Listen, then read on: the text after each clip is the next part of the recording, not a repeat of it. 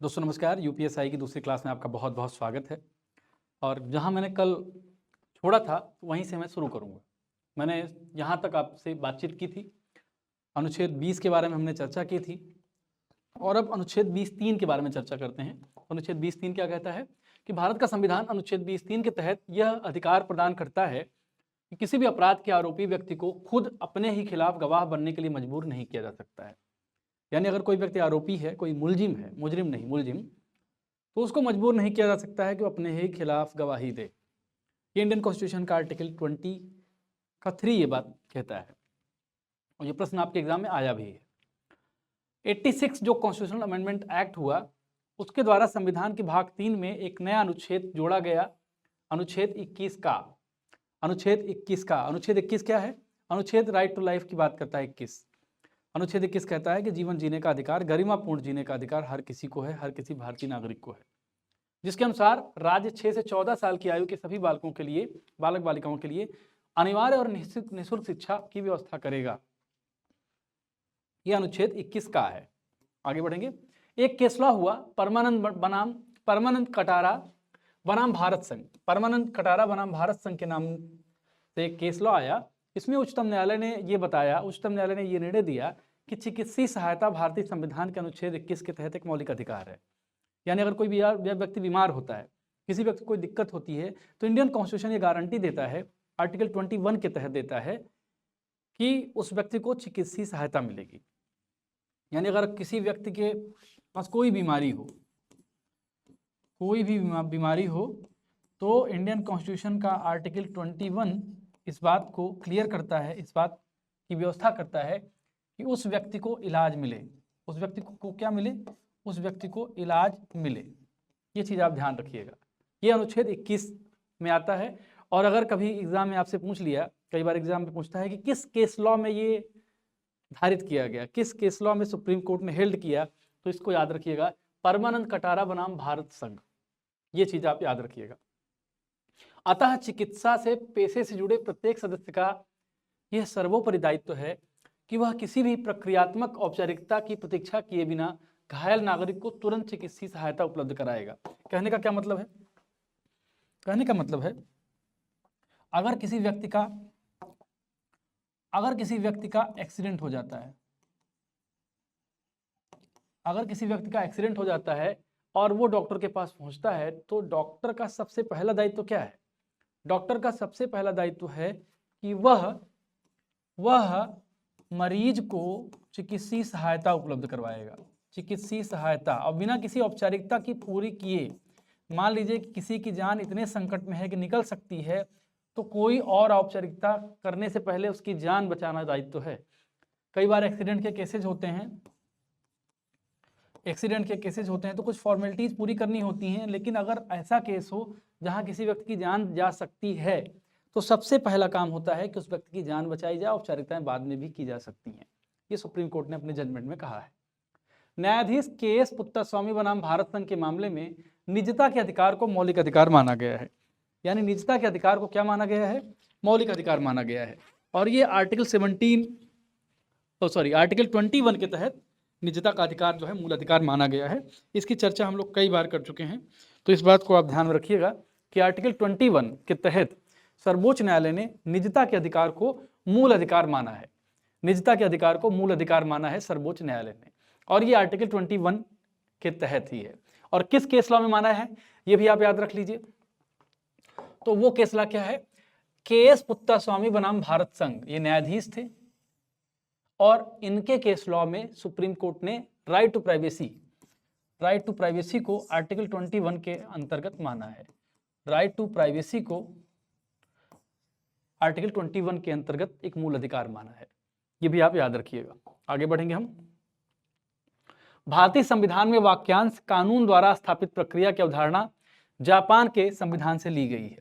यानी कानून के द्वारा स्थापित प्रक्रिया, एक शब्द अगर भारत के संविधान में इस्तेमाल है तो ये कहां से लिया गया है? ये जापान के संविधान से लिया गया है। ये आपके एग्जाम में आया हो क्वेश्चन है। देश से बाहर जाने का अधिकार और देश में वापस आने का अधिकार भारतीय संविधान के अनुच्छेद 21 में निहित है।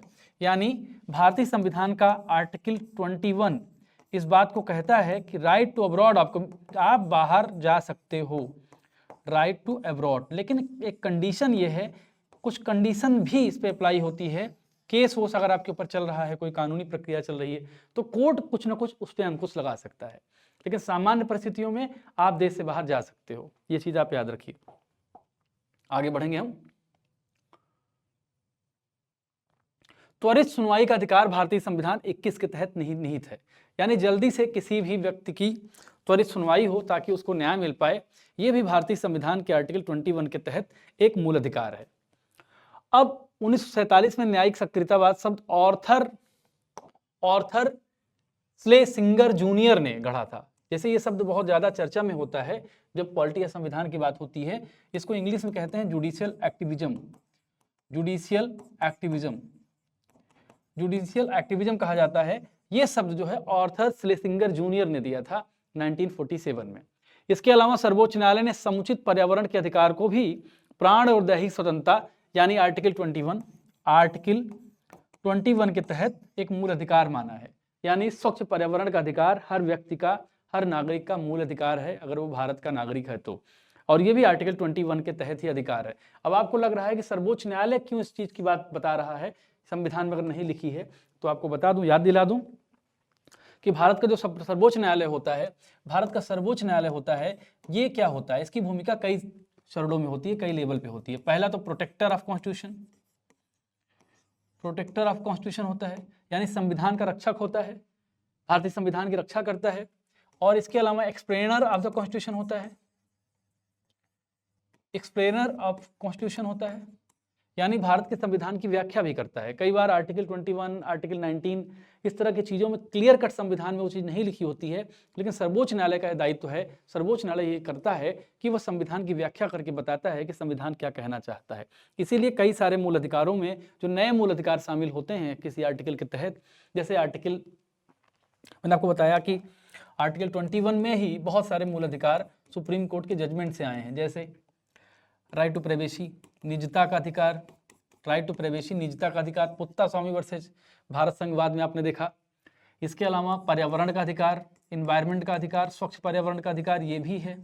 राइट टू अब्रॉड, विदेश जाने का अधिकार, या फिर अगर आप बात करो आर्टिकल 19 के अंतर्गत बात करो तो right to internet, right to protest, ये सब सुप्रीम कोर्ट ने व्याख्या की। बाद में कई बार ऐसा होता है कि सरकारें जब समझती हैं या विधायिका जब समझती है तो कानून भी बनाती है, उसको और अच्छे से एक्सप्लेन करने के लिए, उसमें युक्त प्रतिबंध लगाने के लिए भी कई बार सरकारें ऐसा करती हैं। मतलब कानूनी स्थिति को क्लियर करने के लिए सरकारें ऐसा काम करती हैं। लेकिन सर्वोच्च न्यायालय के पास ये अधिकार है कि वो संविधान की व्याख्या कर सकता है। आगे बढ़ते हैं।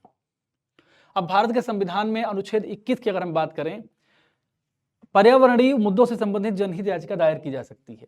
जब पर्यावरण की बात आती है, जैसे पर्यावरण क्या है, पर्यावरण मतलब आपके आसपास का जो आवरण है। पर्यावरण क्या करता है, पर्यावरण का, अगर पर्यावरण बहुत प्रदूषित होगा, देखिए इस बात को थोड़ा सा ऐसे समझ लीजिए, जैसे दिल्ली में भी बहुत स्थिति है, तो आपके जीवन को प्रभावित करेगा। ये क्या करेगा, ये जीवन को प्रभावित करेगा। और अगर पर्यावरण जीवन को प्रभावित कर रहा है तो ये right to life, right to dignified life, गरिमापूर्ण जीवन के अधिकार को भी प्रभावित कर रहा है।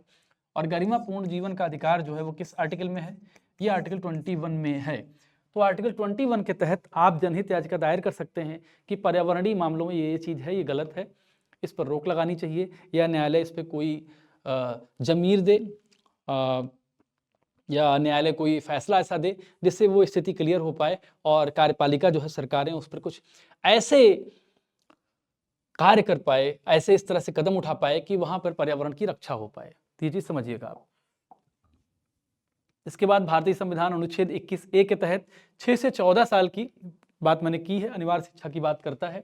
ये भी प्रश्न आपका एग्जाम में आ चुका है।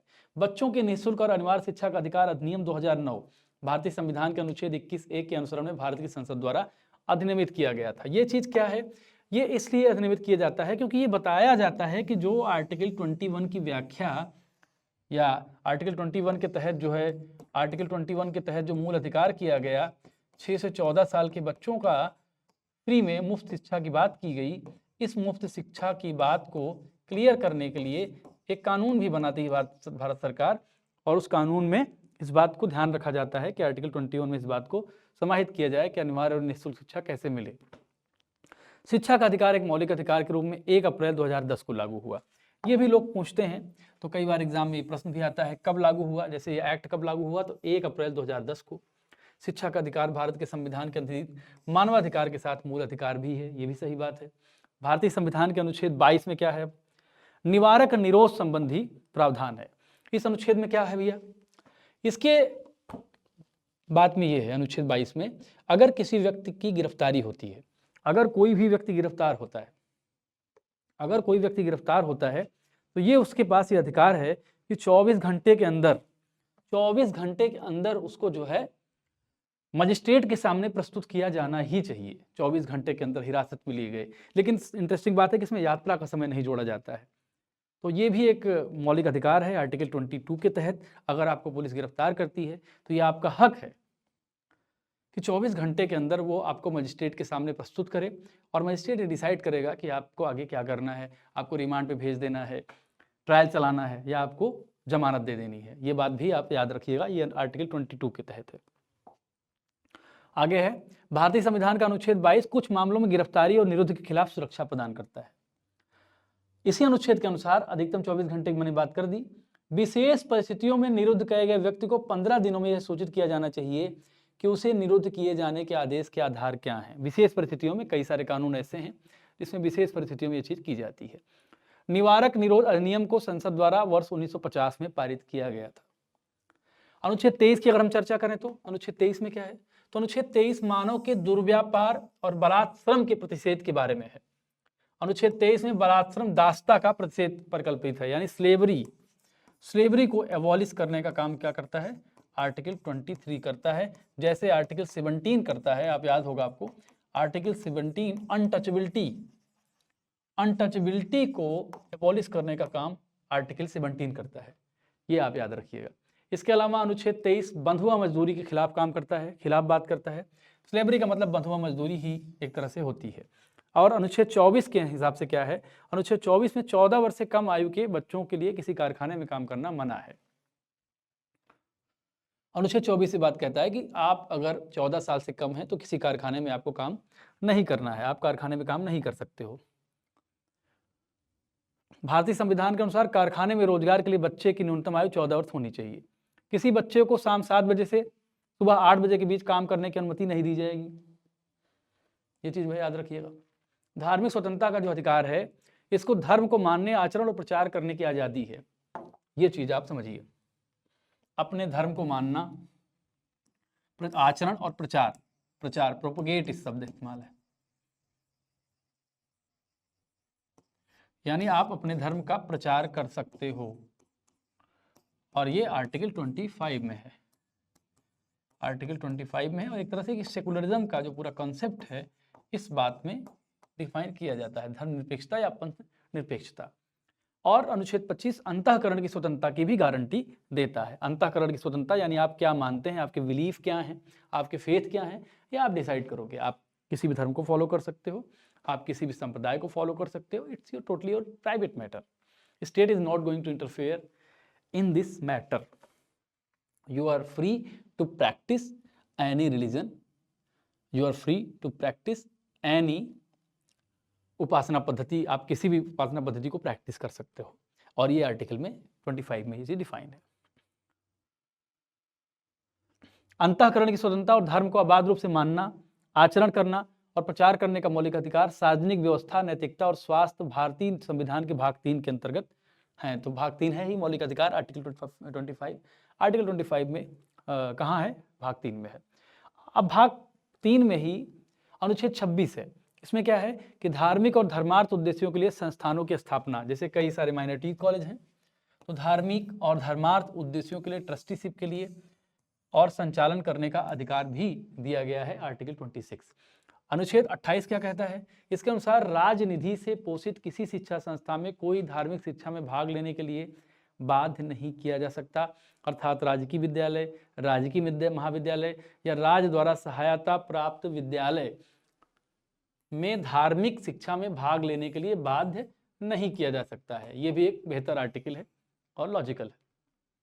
आर्टिकल 29 क्या है, अल्पसंख्यक वर्गों के हितों के संरक्षण से संबंधित है, जबकि धर्म या भाषा के आधार पर अल्पसंख्यकों को शिक्षा अल्पसंख्यकों को शिक्षा संस्थाओं की स्थापना और प्रशासन करने का अधिकार अनुच्छेद 30 से प्राप्त होता है। अनुच्छेद 29 से 30 के तहत सांस्कृतिक और शैक्षिक अधिकार प्रदान किए गए हैं। अनुच्छेद 30 शिक्षा संस्थाओं की स्थापना और प्रशासन करने का से संबंधित है, याद रख लीजिए। अनुच्छेद 30 किससे संबंधित है? शिक्षण संस्थाओं की स्थापना और प्रशासन करने का अल्पसंख्यक वर्गों का अधिकार है। भारतीय संविधान के अनुच्छेद 30 में अल्पसंख्यक वर्गों को अपनी रुचि की शिक्षा संस्थाओं की स्थापना और प्रशासन का अधिकार प्रदत्त है। अब भारतीय संविधान के अनुच्छेद 30(2) के तहत शिक्षण संस्थाओं को सहायता देने में राज्य किसी शिक्षण संस्था के विरुद्ध इस आधार पर विभेद नहीं करेगा कि वह धर्म या भाषा के आधार पर किसी अल्पसंख्यक वर्ग के प्रबंध में है। संपत्ति का अधिकार अब मूल अधिकार नहीं है। 44th कॉन्स्टिट्यूशनल अमेंडमेंट एक्ट आया था 1978 में।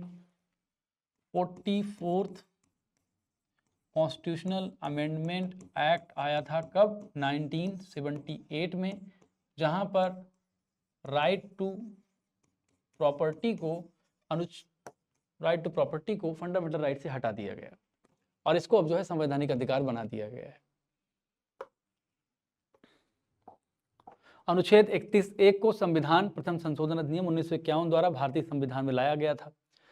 भारत के संविधान का अनुच्छेद 31(1) संपदा के अधिकरण के बारे में है। 44वां संविधान संशोधन मैंने बताया ही आपको। 44वें संविधान संशोधन द्वारा 19(1)(4) एवं अनुच्छेद 31 से हटाकर अनुच्छेद 300 में कर दिया गया है। विधिक अधिकार के रूप में मान्यता प्रदान कर दी गई है राइट टू प्रॉपर्टी को। भारतीय संविधान में मौलिक अधिकारों को उल्लंघन के विरुद्ध अनुच्छेद 32 के तहत संवैधानिक उपचारों का अधिकार, ये मैंने आपको पहले बताया है कि अगर आपका कोई मौलिक अधिकार, अगर आपका FR या फंडामेंटल राइट वायलेट होता है, अगर आपका फंडामेंटल राइट वायलेट होता है तो आप इस वायलेशन के खिलाफ हाई कोर्ट या सुप्रीम कोर्ट जा सकते हो और ये संविधान आपको गारंटी देता है इस बात की। ये चीज़ आप याद रखिएगा। अनुच्छेद 32 के तहत सर्वोच्च न्यायालय, अनुच्छेद 226 के तहत हाई कोर्ट। अनुच्छेद 226 के तहत क्या है? हाई कोर्ट है। अनुच्छेद 226 के तहत क्या है? हाई कोर्ट है। हाई कोर्ट है। और अनुच्छेद आर्टिकल 32 किसकी बात करता है? सुप्रीम कोर्ट की बात करता है। मौलिक अधिकारों का आरोही क्रम इस प्रकार है: समानता का अधिकार, स्वतंत्रता का अधिकार, शोषण के विरुद्ध अधिकार, धार्मिक स्वतंत्रता का अधिकार, संस्कृति और शिक्षा का संबंधी अधिकार और संवैधानिक उपचारों का अधिकार। 14 से लेकर 18 तक क्या है? समानता का अधिकार है।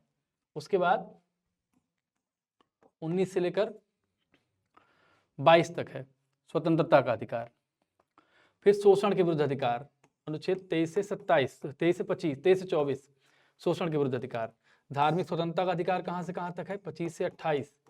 उसके बाद क्या है? संवैधानिक उपचारों का अधिकार, धार्मिक स्वतंत्रता का अधिकार 31 तक है, 25 से 30 तक है। उसके बाद अनुच्छेद 32 में जो है संवैधानिक उपचारों का अधिकार है। तो ये चीज़ जो है आपको समझनी पड़ेगी। उच्च न्यायालय और उच्चतम न्यायालय दोनों संस्था मौलिक अधिकारों को लागू करने के लिए रिट जारी कर सकती हैं, मैंने बताया। और रिट जारी कैसे कर सकती हैं? उच्चतम न्यायालय ये कर सकता है आर्टिकल 32 के तहत, और ये कर सकता है आर्टिकल 226 के तहत रिट जारी कर सकता है। हैबियस कॉर्पस याचिका का शाब्दिक अर्थ किसी को सशरीर पेश करना है। न्यायालय द्वारा किसी सार्वजनिक दायित्व का निर्वहन करने व्यक्ति को जारी किए जाने वाले को परमादेश कहा जाता है, जिसको मेंडमस कहा जाता है। मेंडमस का मतलब न्यायालय ये बताता है कि कोई सार्वजनिक दायित्व का अगर कोई निर्वहन कर रहा है, सरकार का हिस्सा है, सरकार का अंग है, तो संवैधानिक कृत्य करे वो, सर्वोच्च न्यायालय मेंडमस जारी कर सकता है उस व्यक्ति के लिए। अधिकार परीक्षा क्या है? याचिका का सार्वजनिक पद के अनधिकार ग्रहण करने से रोकती है। अधिकार परीक्षा याचिका का शाब्दिक अर्थ किस अधिकार से होता है? जो किसी सार्वजनिक कार्यालय में किसी व्यक्ति के दावे की वैधता को जांच करने के लिए अदालत द्वारा जारी की जाती है। मान लीजिए कोई पद आप ग्रहण करने जा रहे हैं, उस पद के योग्य आप नहीं हैं और सरकार ने आपको नियुक्ति दे दी है, तब क्या होगा कि सर्वोच्च न्यायालय ये बता देगा, ये अपना निर्णय दे देगा कि आप उस पद को ग्रहण नहीं कर सकते हैं क्योंकि आप उस योग्य नहीं हैं। तो ये चीज़ें आप दिमाग में अपने रखिएगा। कोई भी बोनाफाइड या पर्याप्त हित रखने वाला व्यक्ति भारत के संविधान के अनुच्छेद 32 के तहत जनहित याचिका कर सकता है। मौलिक अधिकारों के प्रवर्तन के संबंध में उच्चतम न्यायालय का क्षेत्राधिकार मौलिक है किंतु अनन्य नहीं है। वह शक्ति जिसके द्वारा सर्वोच्च न्यायालय किसी भी व्यक्ति द्वारा संबोधित किसी भी पत्र को रिट में परिवर्तित कर सकता है और मामले की सुनवाई कर सकता है, उसे पत्रात्मक अधिकार क्षेत्र कहा जाता है। अब अनुच्छेद 33 की अगर हम बात करेंगे तो अनुच्छेद 33 किससे संबंधित है? संसद को सशस्त्र बलों, पैरा सैन्य बलों, पुलिस बलों, खुफिया एजेंसी आदि के सदस्यों के मौलिक अधिकारों को प्रतिबंधित भी या निरस्त करने का अधिकार देता है। भारत के संविधान में संघ शब्द का उपयोग कहाँ किया गया है? अनुच्छेद 34 में किया गया है। इसको भैया याद रख लेना, बहुत इंपॉर्टेंट है कि भारत के संविधान में संघ शब्द का इस्तेमाल कहाँ किया गया है, तो ये आप याद रख लो, आर्टिकल 34 में। कहाँ? आर्टिकल 34 में किया गया है। भारतीय संविधान का मौलिक अधिकार प्रकृति में न्याय प्रतिवर्तनीय है, यानी इसके खिलाफ आप न्यायालय में जा सकते हैं अगर कोई वायलेशन होता है तो। परमादेश का आशय है कि हम आदेश देते हैं। परमादेश द्वारा उच्चतम न्यायालय निचले न्यायालयों और सरकारी अधिकारियों को आदेश देता है कि वह अनिवार्य विशुद्ध रूप से अपने पद को सही तरीके से निर्वहन करें, सही तरीके से उसका पालन करें। उत्प्रेषण और प्रतिषेध याचिकाएं अधीनस्थ न्यायालयों की कार्य पद्धति का परीक्षण करती हैं। केशवानंद भारती एक वाद हुआ 1973 में। केशवानंद भारती बनाम केरल राज्य 1973 के मामले में उच्चतम न्यायालय ने यह बताया कि संसद के किसी भी अधिनियम को मान्यता नहीं दी जा सकती यदि वह संविधान की मौलिक संरचना का उल्लंघन करता है। इसी को बेसिक स्ट्रक्चर थियरी कहा गया। Basic structure theory.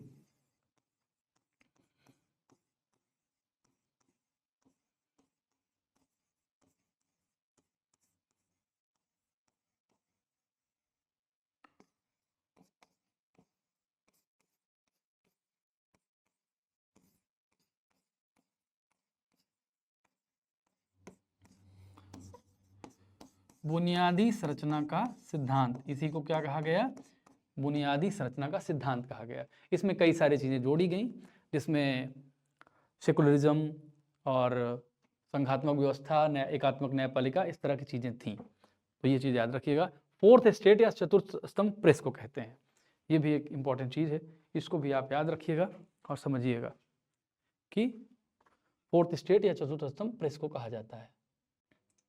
हाँ, तो मैं बात कर रहा था कि किसी राष्ट्र की जब बात की जाती है तो चार चीज़ें महत्वपूर्ण होती हैं, और इन चार चीज़ों में चार चीज़ों का जिक्र होता है किसी राष्ट्र के बारे में। सरकार, भूमि, लोग, और चौथी चीज़ होती है संप्रभुता। संप्रभुता का मतलब कि सरकार का जो मुखिया हो, सरकार को रिप्रेजेंट करने वाला व्यक्ति हो, या देश, जिसको देश कह सकते हैं, राष्ट्र कह सकते हैं, उसके ऊपर कोई सत्ता ना हो। जैसे भारत है तो भारत अपने डिसीजन स्वयं लेता है, भारत अपने निर्णय स्वयं लेता है, क्योंकि भारत एक संप्रभु राष्ट्र है।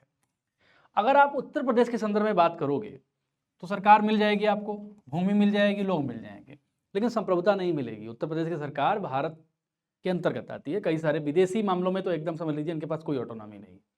संप्रभुता का मतलब ये होता है। भारतीय संविधान की प्रस्तावना में प्रयुक्त समानता शब्द पद का अर्थ है विशेषाधिकार का भाव, यानी किसी व्यक्ति को विशेष अधिकार नहीं होगा, हर व्यक्ति कानून की नजर में समान होगा। Equal before law. भारतीय संविधान की प्रस्तावना में बंधुता शब्द का जो इस्तेमाल है वो सभी लोगों के बीच सामान्य भाईचारे की भावना को व्यक्त करने से किया गया है। बंधुता का मतलब भाईचारा। हिंदू, मुस्लिम, सिख, ईसाई आपस में हैं सब भाई भाई। जातिवाद, सांप्रदायिकता, इन सब सारी चीज़ों से ऊपर उठने की बात भारत के संविधान की प्रस्तावना में भी की गई है। सोचिए, हमारे संविधानविद इस बात को जानते थे कि ऐसी स्थितियाँ बन सकती हैं, इसलिए पहले से उन्होंने इन सब सारी चीज़ों की व्यवस्था करी थी। हालांकि बाद में चीज़ें, अभी तो काफ़ी चीज़ें अलग दिखती हैं। आगे बढ़ते हैं। भारतीय संविधान की उद्देशिका में केवल एक बार संशोधन हुआ है। कब हुआ है? आप उसको याद रख लो। 42nd कॉन्स्टिट्यूशनल अमेंडमेंट एक्ट 1976, तब परिवर्तन किया गया है। भारतीय संविधान की प्रस्तावना के पाठ में परिवर्तन करने वाले अधिनियम का नाम क्या है? 42वां संविधान संशोधन अधिनियम। आगे बढ़ेंगे। भारतीय संविधान में पंथनिरपेक्ष शब्द 1976 में जोड़ा गया है। समाजवादी शब्द भी इसी साल जोड़ा गया है। मैंने आपको बताया 42nd कॉन्स्टिट्यूशनल अमेंडमेंट एक्ट के तहत। यहाँ तक हम लोग पढ़े। संविधान की प्रस्तावना भारत को एक पंथ निरपेक्ष राज्य बनाता है। मैंने कहा कि 42nd कॉन्स्टिट्यूशनल अमेंडमेंट के तहत ये चीज जोड़ी गई है।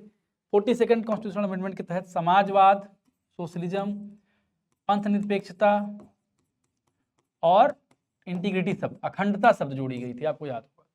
उद्देशिका को केशवानंद भारती बनाम केरल राज्य में संविधान का हिस्सा माना गया था, ये भी याद रख लीजिए। 1973 में एक जजमेंट आया था जिसमें केशवानंद भारती बनाम केरल राज्य में भारत के सर्वोच्च न्यायालय ने व्यवस्था दी कि संविधान का हिस्सा है प्रस्तावना। ये भी बहस चलती रही कि संविधान का हिस्सा है कि नहीं, और कई बहसों में सुप्रीम कोर्ट ने कई वादों में कई निर्णयों में इस बात को कहा कि नहीं है। बाद में 1973 में जाकर स्वीकार कर लिया कि संविधान का हिस्सा है। अखंडता शब्द 26 नवंबर 1949 में गृहीत भारत के मूल संविधान का हिस्सा नहीं है। कैसे होगी? जब 42nd जो कॉन्स्टिट्यूशनल अमेंडमेंट एक्ट है उसके तहत 3 शब्दों को जोड़ा गया है, जिसमें समाजवाद, मत निरपेक्षता, अखंडता 3 शब्द हैं। तो 3 शब्दों को जब जोड़ा गया तो कैसे संविधान के मूल का हिस्सा होगी? ये बात कॉमन सेंस की बात है। संघवाद विशेषता भारतीय संविधान की प्रस्तावना का हिस्सा नहीं है। यानी संघवाद का मतलब क्या होता है? केंद्र और राज्यों के बीच स्पष्ट शक्तियों का बंटवारा। इसमें प्रस्तावना में ये बात व्यक्त नहीं की गई है। साम्यवादी शब्द भारतीय संविधान की प्रस्तावना में उल्लिखित नहीं है। कहाँ है? समाजवादी शब्द है, सोशलिज्म शब्द का इस्तेमाल है, कम्युनिज्म का नहीं। सर अर्नेस्ट बार्कर अंग्रेजी राजनीतिक वैज्ञानिक ने उद्देशिका को भारतीय संविधान की कुंजी कहा है, की नोट कहा है। इसको याद रख लीजिए, किसने कहा है? अर्नेस्ट बार्कर ने। उद्देशिका को संविधान की कुंजी की संज्ञा दी गई है, किसने कहा? अर्नेस्ट बार्कर ने। ऊपर मैंने आपको बताया। के.एम. मुंशी क्या कहते हैं? हमारे संप्रभु लोकतांत्रिक गणराज्य की कुंडली कहते हैं, जनपत्री भी कहते हैं, राजनीतिक जनपत्री, ये भी बात है। एक प्रख्यात न्यायविद और संविधान विशेषज्ञ N.A. पालकीवाला ने उद्देशिका को संविधान की पहचान पत्र कहा है। ये भी आप याद रख लीजिए, कई बार एग्जाम में पूछा गया है। अब हम बात करेंगे संविधान की विशेषताओं की। भारत का संविधान अपने आप में विश्व का सबसे बड़ा संविधान माना जाता है। लिखित संविधान है, ये तो आपको पता ही है। अपने नेचर में वो कठोर भी है और नरम भी है। इसको देखेंगे क्या क्या विशेषता है। तो पहली विशेषता है लिखित संविधान है। आपको पता है कि भारत का संविधान लिखित है, तो इसमें कुछ नया नहीं है, लेकिन फिर भी ये प्रश्न पूछ लिया है। तो ये एक कॉमन सेंस की बात है कि भारत का संविधान एक लिखित संविधान है। और विश्व का सबसे बड़ा लोकतांत्रिक देश कौन है? भारत है, क्योंकि चाइना में माना जाता है कि डेमोक्रेसी नहीं। और दूसरी बात, आप जनसंख्या के दृष्टिकोण से भारत नंबर 1 पे है, तो कोई डाउट की बात ही नहीं है कि विश्व का सबसे बड़ा लोकतंत्र भारत है। भारतीय संविधान की एकात्मक विशेषता एकीकृत न्यायपालिका है। एकात्मक व्यवस्था क्या होती है? एकात्मक व्यवस्था ये होती है जहां शक्ति का केंद्र संघ होता है, वो एकात्मक व्यवस्था को इंगित करता है। वहां से शक्तियां डेलीगेट होती हैं राज्यों को। तो न्यायपालिका की जो पूरी संरचना है, अगर आप भारत के न्यायपालिका की संरचना को देखोगे तो ऐसे संरचना है। सबसे ऊपर सर्वोच्च न्यायालय है, फिर हाई कोर्ट्स हैं, और फिर अदर सबऑर्डिनेट कोर्ट्स हैं। इसके निर्णय को ये मानता है, इसके निर्णय को ये मानता है, और सर्वोच्च न्यायालय के निर्णय को सब मानते हैं। एकात्मक व्यवस्था है, एकीकृत न्यायपालिका है। भारत का संविधान लागू होने के समय इसमें कितने अनुच्छेद थे? तो 395 अनुच्छेद थे। अनुसूचियों की संख्या 8 थी, 12 है। अनुच्छेद लगभग 468 हो गए हैं, लेकिन गणना की दृष्टि से 468 है, मूल 395 ही हैं। भारत में संविधान सर्वोच्च है, कोई डाउट नहीं। भारतीय संविधान में महासंघ और धर्मनिरपेक्ष उल्लिखित नहीं है। आप धर्मनिरपेक्ष को सेकुलरिज्म से जोड़ोगे तब बात गड़बड़ हो जाएगी। धर्मनिरपेक्ष नहीं, पंथ निरपेक्ष शब्द इस्तेमाल है। पंथ निरपेक्ष शब्द का इस्तेमाल किया गया है, और पंथ निरपेक्ष को अंग्रेजी में सेकुलरिज्म लिखा गया है, लेकिन वो पाश्चात्य सेकुलरिज्म जैसा नहीं है। अब संविधान का स्रोत की चर्चा करेंगे। संविधान के स्रोत कहाँ कहाँ से हैं? तो भारतीय संविधान की उद्देशिका में व्यक्त किए गए न्याय, सामाजिक, आर्थिक और राजनीतिक का आदर्श कहाँ से लिया गया है? रूसी क्रांति से लिया गया है। रूसी क्रांति। देखिए, न्याय की जो बात होती है, जस्टिस की बात कहाँ से आती है? जस्टिस की बात वहीं से आती है जहाँ से लगभग क्रांतियाँ जन्म लेती हैं। और सोवियत यूनियन में, जब यूएसएसआर में, हालांकि तब यूएसएसआर था, अब रसिया है, रसिया में 1917 में जारशाही के विरुद्ध क्रांति हुई थी। जारशाही के विरुद्ध। और कौन सी क्रांति थी ये? साम्यवादी क्रांति थी, कम्युनिस्ट क्रांति थी। लेनिन के नेतृत्व में क्रांति हुई थी, और इस क्रांति के बाद यूएसएसआर ने बहुत तेजी से डेवलपमेंट भी किया था। तो ये चीज़ें कहाँ से ली गई हैं? ये यूएसएसआर से ली गई हैं। रसिया भी इसमें दिया है, लेकिन अगर यूएसएसआर विकल्प आएगा तो उसको भी आप टिक करके आना। प्रस्तावना में न्याय की अवधारणा को रूसी क्रांति से लिया गया है। भारतीय संविधान में मूल कर्तव्य सोवियत संघ से लिया गया है। प्रस्तावना में स्वतंत्रता, समानता और बंधुता के आदर्श फ्रांसीसी क्रांति से लिए गए हैं। भारतीय संविधान में शक्तिशाली केंद्र वाला संघ कनाडा के संविधान से लिया गया है। अब संघ और उसका राज्य क्षेत्र, और ये देखेंगे नागरिकता। भारतीय संविधान का अनुच्छेद 1 क्या कहता है? तो भारतीय संविधान का अनुच्छेद 1 भारतीय संघ के अटूट स्वरूप को दर्शाते हुए राज्यों का संघ बताता है। देखिए, कई बार आपको लगेगा कि क्लास में कुछ चीजें छूट रही हैं, तो ऐसा नहीं है। हम रिवीजन बैच लेके आए हैं, जो सबसे इंपॉर्टेंट सेगमेंट है उसी को डिस्कस करेंगे, ताकि आप जल्दी से रिवाइज कर पाओ और ज़्यादा से अच्छा परफॉर्म कर पाओ। भारत की संसद के पास भारत में किसी राज्य का नाम बदलने की शक्ति है। भाई, संसद को ही शक्ति है। संसद चाहे तो किसी राज्य का नाम बदल सकती है, उसकी सीमाओं में परिवर्तन भी कर सकती है। भारतीय संविधान के भाग 2 में नागरिकता से संबंधित प्रावधान है। आर्टिकल 5 से 11 तक, आर्टिकल 5 से 11 तक नागरिकता संबंधी प्रावधान है। भारत की नागरिकता जन्म से, वंशानुक्रम से तथा देशीकरण से प्राप्त की जाती है 3 तरह से, जन्म से, आनुवंशिकता, वंशानुक्रम से, देशीकरण से। भारतीय संविधान के अनुच्छेद 3 के अनुसार क्या है, किसी राज्य के नाम, क्षेत्र या सीमा में परिवर्तन की प्रक्रिया केंद्र द्वारा शुरू की जाती है। भारतीय संविधान का अनुच्छेद 3 नए राज्यों के निर्माण, वर्तमान राज्यों के क्षेत्रों, सीमाओं या नामों में परिवर्तन से संबंधित है। लेकिन ध्यान रखिएगा, संविधान संशोधन उस तरह नहीं माना जाता जो आर्टिकल 368 के तहत है। नागरिकता अधिनियम 1955 के अनुसार यदि कोई नागरिक संविधान के प्रति निष्ठा नहीं दिखाता है तथा युद्ध के समय गैर कानूनी तरीके से शत्रु के संपर्क में हो तो उसकी नागरिकता रद्द हो सकती है। यह भी एक बात है। संविधान के अनुच्छेद 9 के अनुसार विदेशी राज्य की नागरिकता किसी व्यक्ति द्वारा स्वेच्छा से अर्जित कर लेने पर वह भारत का नागरिक नहीं रहेगा। आपको याद होगा कि राहुल गांधी का एक विवाद है, कोर्ट में बहुत दिन तक ये मामला चलता रहा। उसमें राहुल बिंची नाम का आरोप लगाकर राहुल गांधी पर आरोप लगाया गया कि राहुल गांधी ब्रिटिश नागरिक हैं, और अगर यहाँ भारत का कोई नागरिक ब्रिटिश है तो फिर भारत की नागरिकता उसके पास कैसे हो सकती है, क्योंकि भारत में एकल नागरिकता है। कई देशों में दोहरी नागरिकता होती है, राज्य की अलग होती है, केंद्र की अलग होती है। भारत में एकल नागरिकता है। अगर आप किसी अन्य देश की नागरिकता लेते हो तो भारत की नागरिकता रद्द हो जाएगी। अक्षय कुमार जो भारत के बॉलीवुड के एक्टर हैं, वो कनाडा के नागरिक बन गए थे, तो जब कनाडा के नागरिक वो बने तो भारत की नागरिकता उनकी अपने इसी तरह आलिया भट्ट का भी केस है। मौलिक अधिकार की चर्चा करेंगे। मौलिक अधिकार भारतीय संविधान के एक बहुत महत्वपूर्ण पार्ट में एक है। मौलिक अधिकार को भारत के संविधान के भाग 3 के अनुच्छेद 12 से 35 तक डिस्कस किया गया है। इसमें भाग 3 12 से 35 तक को डिस्कस किया गया है। मौलिक अधिकारों का उल्लेख भारतीय संविधान के भाग 3 में किया गया है। कई सारे एग्जाम में प्रश्न पूछा है, इसलिए इस बात को बार बार करना जरूरी हो जाता है। भारतीय संविधान के भाग 3 को भारत का मैग्ना कार्टा भी कहा जाता है। यह भी एक इंपॉर्टेंट फैक्ट है। क्या कहा जाता है? भारत का मैग्ना कार्टा। भारत का मैग्ना कार्टा कहा जाता है। भारतीय संविधान भाग 3 राज्य द्वारा शक्ति के मनमाने और निरपेक्ष उपयोग के विरुद्ध नागरिकों की रक्षा करता है। इसको एक नकारात्मक एस्पेक्ट भी कहा जाता है। भारत के मूल अधिकार का नेचर कैसा है, तो कई लोग आपसे डिस्कस करेंगे कि नेचर कैसा है, तो आप कहेंगे नकारात्मक है। नकारात्मक कैसे है? क्योंकि भारत के संविधान में उल्लिखित मूल अधिकार राज्य की शक्ति को नियंत्रित करने का कार्य करते हैं। आर्टिकल 32 के तहत संवैधानिक उपचारों के अधिकार के तहत कोई भी व्यक्ति सर्वोच्च न्यायालय या उच्च न्यायालय में अगर उसका फंडामेंटल राइट वायलेट होता है तो वो जा सकता है।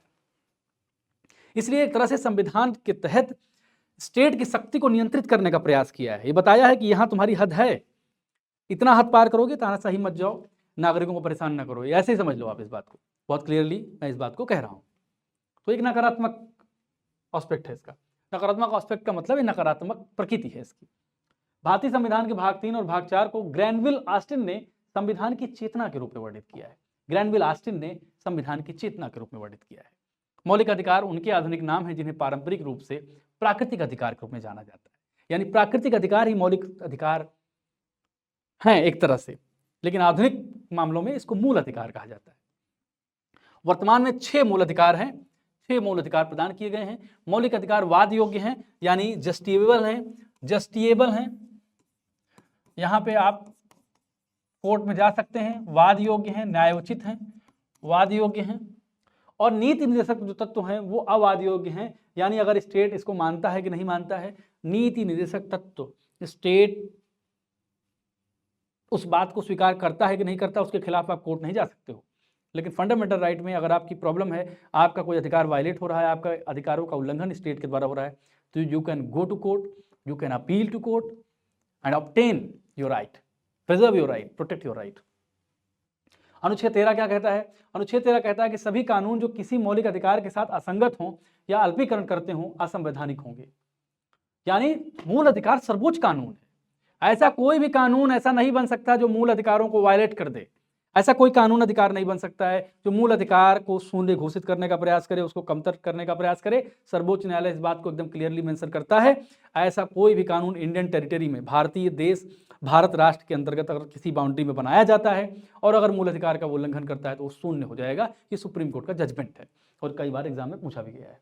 न्यायिक समीक्षा का जो सिद्धांत है ये कहाँ से लिया गया है? तो ये संयुक्त राज्य अमेरिका से लिया गया है, जुडिशियल रिव्यू, और फिर विकसित हुआ है। जुडिशियल रिव्यू में क्या होता है कि न्यायपालिका ये देखती है कि पहली चीज, जुडिशियल रिव्यू अलग अलग स्टेप में होता है। पहला ये कि विधायिका ने कोई कानून बनाया जो संविधान विरुद्ध तो नहीं है, मूल जो संविधान मूल आत्मा है संविधान के उसके विरुद्ध तो नहीं है, या कार्यपालिका का कोई आदेश ऐसे आया जो संविधान विरुद्ध लगा तो उसको भी रिव्यू कर सकती है। समानता का जो अधिकार है भारतीय संविधान के अनुच्छेद 15, 16, 17, 18, 14 से लेकर 18 तक में समानता का अधिकार। अनुच्छेद 14 में क्या है? विधि के समक्ष समानता की बात की गई है। क्या? विधि के समक्ष समता, विधि के समक्ष, right to equality before law. भारतीय संविधान के अनुच्छेद 14 में क्या लिखा गया है? राज्य भारत के राज्य क्षेत्र के अंतर्गत किसी भी व्यक्ति को विधि के समक्ष समानता या विधि के समान संरक्षण से वंचित नहीं करेगा। उसके बाद भारतीय संविधान के अनुच्छेद 14 में कानून का शासन सन्निहित है, यानी रूल ऑफ लॉ। भारतीय संविधान में समानता शब्द सामाजिक विशेषाधिकार का अभाव संदर्भित करता है, यानी किसी के पास कोई सामाजिक विशेषाधिकार नहीं होगा। आप किसी कास्ट के हों, किसी रिलीजन के हों, किसी जेंडर के हों, यू हैव इक्वल राइट, और state is providing the equal right to you. A B Dicey ने विधि शासन की अवधारणा को प्रतिपादित किया था। डाइसी एक फिलोसफर थे, एक कानूनविद थे ब्रिटेन के, उन्होंने विधि का शासन, रूल ऑफ लॉ को प्रतिपादित किया था। भारतीय संविधान के अनुच्छेद 14 में कानून के समक्ष समानता की अवधारणा ब्रिटिश संविधान से ली गई है। भारतीय संविधान के अनुच्छेद 14 में कानूनों के समान संरक्षण की अवधारणा अमेरिकी संविधान से ली गई है। अनुच्छेद 15 के अनुसार धर्म, मूलवंश, जाति, लिंग या जन्म के आधार पर विभेद नहीं किया जा सकता, जो मैंने आपको बताया। ये आर्टिकल 15 की बात है, आर्टिकल 15 की बात है। आगे बढ़ेंगे। धर्म, मूलवंश, जाति, लिंग या जन्म स्थान के आधार पर विभेद का प्रतिषेध संविधान में अनुच्छेद 15 में उल्लिखित है। किसमें? अनुच्छेद 15 में उल्लिखित है। भारत के संविधान का अनुच्छेद 15 राज्यों को बच्चों के विशेष प्रावधान करने का अधिकार देता है।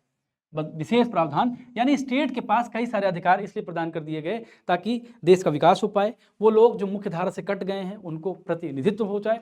इसलिए 15 और 16, आर्टिकल 15 और 16 में आप चीज देखेंगे। सरकार महिलाओं और बच्चों तथा सामाजिक और शैक्षणिक रूप से पिछड़े नागरिकों तथा अनुसूचित जातियों और अनुसूचित जनजातियों के लिए विशेष प्रावधान बना सकती है। यह अनुच्छेद 15 और अनुच्छेद 15 में समानता के मौलिक अधिकार के खिलाफ प्रावधानित है। भारतीय संविधान का अनुच्छेद 15(3) महिलाओं को भेदभाव के विरुद्ध संरक्षण प्रदान करता है। अनुच्छेद 15(3) महिलाओं के विरुद्ध संरक्षण प्रदान करता है, भेदभाव के विरुद्ध। भारत के संविधान 15(4) क्या करता है? राज्यों को अनुसूचित जाति की उन्नति के लिए विशेष प्रावधान करने का अधिकार देता है। अनुच्छेद 16 लोक नियोजन यानी नौकरियों में विषय में अवसर की समानता की बात करता है। भारतीय संविधान का अनुच्छेद 16 सार्वजनिक रोजगार के मामलों में अवसर की समानता की गारंटी देता है। आपको याद होगा ईडब्ल्यूएस जो रिजर्वेशन है, इस रिजर्वेशन में 15(6) और 16(6) को जोड़ा गया था, इसमें आर्थिक आधार पर 10% आरक्षण सामान्य वर्ग को देने की बात की गई है। भारतीय संविधान में उपाधियों का अंत यानी एबोलिशन ऑफ टाइटल, किसी भी टाइटल को किसी व्यक्ति को नहीं दिया जाएगा। कुछ खास टाइटल होंगे जो राष्ट्रपति द्वारा जो पुरस्कार वगैरह दिया जाता है, उसको छोड़कर कोई टाइटल किसी भी व्यक्ति को नहीं दिया जाएगा। यह आर्टिकल 18 के तहत समानता के अधिकार के अंतर्गत आता है। भारतीय संविधान के अनुच्छेद 17 के अनुसार अस्पृश्यता का अंत यानी अनटचेबिलिटी को एबोलिश किया गया है। आप सार्वजनिक तौर पर अस्पृश्यता प्रैक्टिस नहीं कर सकते। अगर आप ऐसा प्रैक्टिस करते पाए जाते हैं, आपके खिलाफ FIR हो सकती है। आप भारतीय संविधान का उल्लंघन करते पाए जाते हैं तो ये बहुत सख्त कानून है। SC/ST एक्ट भी आप देख सकते हैं। भारतीय संविधान के अनुच्छेद 17 में इसकी बात की गई है। भारतीय संविधान का अनुच्छेद 18 राज्य को किसी नागरिक या विदेशी को किसी भी प्रकार की उपाधि से सम्मानित करने से रोकता है। अनुच्छेद 19 क्या कहता है? वाक स्वातंत्र आदि विषय कुछ मूल अधिकारों का संरक्षण करता है। इसी में राइट टू प्रोटेस्ट भी शामिल है। राइट टू स्पीच बोलने की आज़ादी, राइट टू स्पीच बोलने की आज़ादी, राइट टू प्रोटेस्ट। और इसी में एक नया कानून जोड़ा गया है 2020 के तहत, 20 के आसपास, मुझे एग्जैक्टली 19 या 20 की बात है। राइट टू इंटरनेट भी इसी अधिकार के तहत एक हिस्सा है। मौलिक अधिकार असीम नहीं है, यह उचित प्रतिबंधों के अधीन है। भारतीय संविधान के अनुच्छेद 19 से 22 तक स्वतंत्रता के अधिकार की बात की गई है, यानी 14 से 18 तक क्या है? 14 से 18 तक समानता और 19 से 22 तक स्वतंत्रता के अधिकार की बात की गई है। भारतीय संविधान के अनुच्छेद 19 में 6 प्रकार की स्वतंत्रता का प्रावधान किया गया है। एक नागरिक द्वारा सभा करने के अधिकार का प्रयोग किया जा सकता है कि सभा शांतिपूर्ण हो और बिना द्वेष या शत्रुता के हो, ये मैंने आपको बताया है। भारतीय संविधान का अनुच्छेद 1B बिना हथियार के शांतिपूर्ण रूप से एकत्रित होने के अधिकार से संबंधित है। ये ध्यान दीजिएगा, ये चीज इंपॉर्टेंट है। भारतीय संविधान के अनुच्छेद 19(1)(c) में सहकारी सोसाइटियां बनाने का अधिकार शामिल है। 19(1)(c) में राजेंद्र इंसाफ 2021 के बाद में सुप्रीम कोर्ट ने भाग 9B राज्य सहकारिताओं को बड़े हिस्से में को रद्द किया, किंतु 19(1)(c) का संशोधन वैध माना। भारतीय संविधान में संपूर्ण भारत के किसी भी हिस्से में निवास करने, बहस करने अनुच्छेद 1 में निहित किया गया है, यानी आप कहीं भी रह सकते हैं, बहस कर सकते हैं। संविधान के अनुच्छेद 20(2) के अनुसार किसी व्यक्ति को एक ही अपराध के लिए एक बार से अधिक अभियोजित या दंडित नहीं किया जा सकता है। भारतीय संविधान का अनुच्छेद 20 क्या कहता है? दोहरे परिसंकट के विरुद्ध सुरक्षा प्रदान करता है, यानी एक जुर्म में आप 2 बार प्रतिबंधित या फिर आपको दंड नहीं दिया जा सकता है।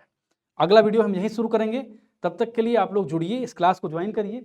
मैं इस क्लास के बारे में थोड़ा सा बता दूंगा आपको फिर से, अगर आप क्लास में बने हुए हैं तो मैं आपको कुछ चीज़ें बता दूं। देखिए 398 हमारी फीस है। मैंने आपको बताया कि यूपीएसआई रिवीजन बैच, यूपीएसआई जो हमारा रिवीजन बैच है 398 फीस है। इसमें क्या मिलेगा? 15%। पहली बात तो आपको कुछ दिन तक छूट मिलेगी, और इसमें मिलेगा क्या? एक हार्ड कॉपी आपके घर भेजी जाएगी, दूसरा 80+ वीडियो लेक्चर आपको मिलेंगे, तीसरा 10 टेस्ट की एक टेस्ट सीरीज आपको मिलेगी। इतनी चीज़ें आपको 398 में मिलेंगी। और अगर 398 तो 15/100 आप अगर इसको माइनस कर दीजिए 398 से, तो आपको इतने में ये कोर्स अभी फिलहाल मिल जाएगा। तो फिर मिलते हैं अन्य वीडियो में, तब तक के लिए नमस्कार।